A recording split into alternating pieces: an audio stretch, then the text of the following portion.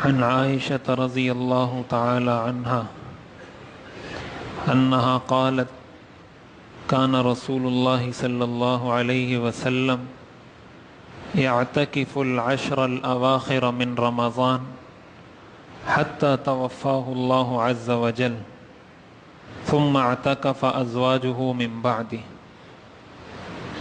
حضرت عائشہ رضی اللہ تعالی عنہ فرماتی ہیں کہ حضور علیہ الصلاۃ والسلام رمضان کے آخری عشرے میں مستقل اعتکاف فرمایا کرتے تھے، یہاں تک کہ اللہ تعالیٰ نے ان کو اپنے پاس بلا لیا، اور پھر حضور علیہ الصلاۃ والسلام کے بعد حضور کی ازواج نے بھی اعتکاف کے اس سلسلے کو جاری رکھا۔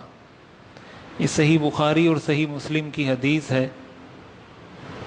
اس سے یہ معلوم ہوتا ہے کہ حضور علیہ الصلاۃ والسلام اعتکاف آپ نے ہر سال فرمایا ہے، مسلسل۔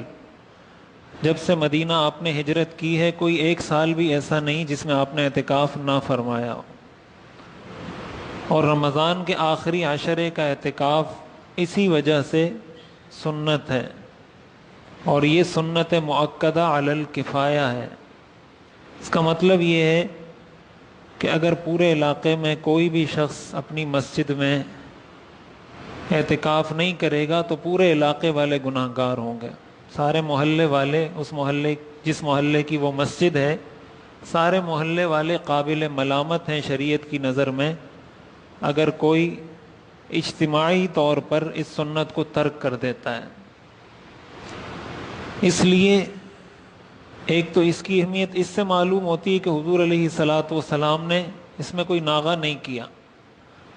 سنت کی بھی مختلف قسمیں ہوتی ہیں نا، ایک سنت مؤکدہ ہوتی ہے، ایک سنت غیر مؤکدہ ہوتی ہے۔ تو مؤکدہ سنت کا مطلب یہی ہوتا ہے کہ اس کی تاکید زیادہ ہے، اس کا اہتمام شریعت میں زیادہ ہے، وہ آپ نے کبھی چھوڑا نہیں، یا اگر چھوڑا ہے تو بغیر عذر کے چھوڑا ہے، اس لیے اس کی تاکید اور اہمیت بھی بڑھ جاتی ہے۔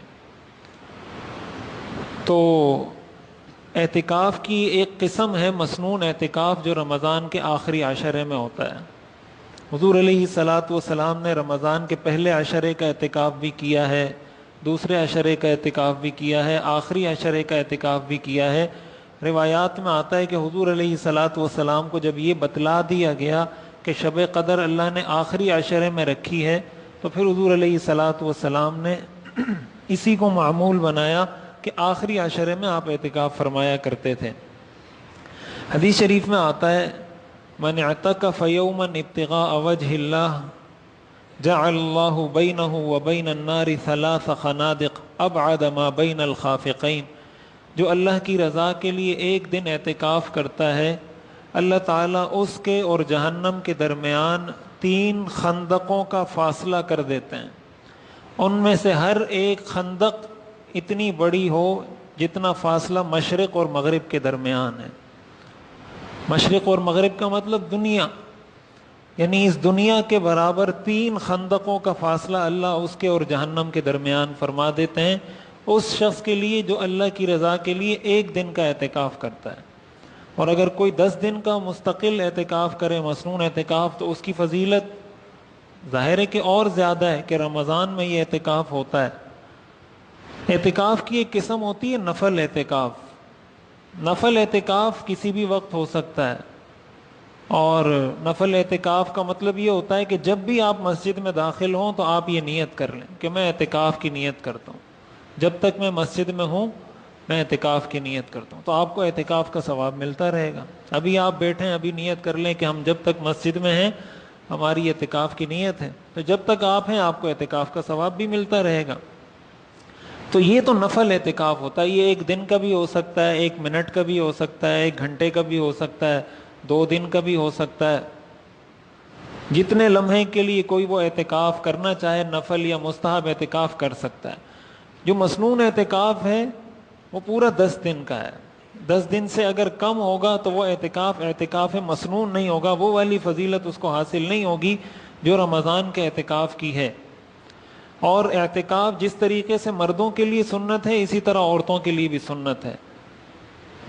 مرد حضرات مسجد میں اعتکاف کرتے ہیں اور خواتین اپنے گھر کی جو مسجد ہوتی ہے، گھر کی مسجد کا مطلب ہوتا ہے کہ جہاں خواتین گھر میں نماز پڑھتی ہیں، جو جگہ انہوں نے نماز پڑھنے کے لیے خاص کی ہوئی، جو کمرہ ہے، صحن میں کوئی جگہ ہے، جو بھی جگہ انہوں نے خاص کی ہوئی ہے وہاں وہ اعتکاف کریں۔ اگر خاص نہیں کی ہوئی تو خاص کر لیں کہ بھئی یہ کمرہ جو ہے میں نماز اس میں پڑھوں گی، اور اسی کمرے کو اپنے لیے معتکف بنا لے کہ بھئی یہی کمرہ میرے اعتکاف کی جگہ ہے، تو پھر اس کے لیے اس کمرے سے نکلنا جائز نہیں ہوگا بلا ضرورت شرعیہ یا بلا ضرورت طبعیہ۔ طبعی ضرورت ہو یا شرعی ضرورت ہو تو اس وقت تو نکل سکتی ہے، اسی طرح مرد بھی اسی وقت نکل سکتا ہے جب کوئی طبعی ضرورت ہو یا شرعی ضرورت ہو۔ طبعی ضرورت کا مطلب مثلا واش روم جانا ہے، کسی نے پیشاب پاخانے کے لیے جانا ہے، پانی پینے کے لیے جانا ہے۔ شرعی ضرورت کا مطلب مثلا وضو کے لیے جانا ہے، فرض غسل ہے اس کے لیے جانا ہے۔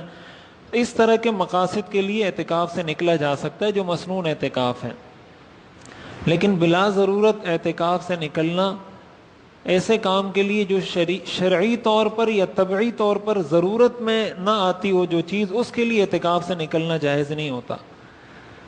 اور اعتکاف کی فضیلت اس لیے بھی ہے کہ اس کے اندر جو آخری عشرہ ہے، حدیث شریف میں آتا ہے جب رمضان کا آخری عشرہ شروع ہوتا تھا، شد مئزرہ، حضور علیہ الصلوۃ والسلام اپنی کمر کس لیتے تھے، وَأَيْقَظَ أَهْلَهُ، اپنے گھر والوں کو رات کو جگایا کرتے تھے۔ کمر کسنے کا مطلب یہ ہے کہ آپ پوری توجہ، پورے اہتمام، پورے تیقظ کے ساتھ ان آخری 10 راتوں میں عبادت کیا کرتے تھے، اور اپنے گھر والوں کو بھی کہتے تھے کہ ان 10 راتوں میں ضرور عبادت کریں۔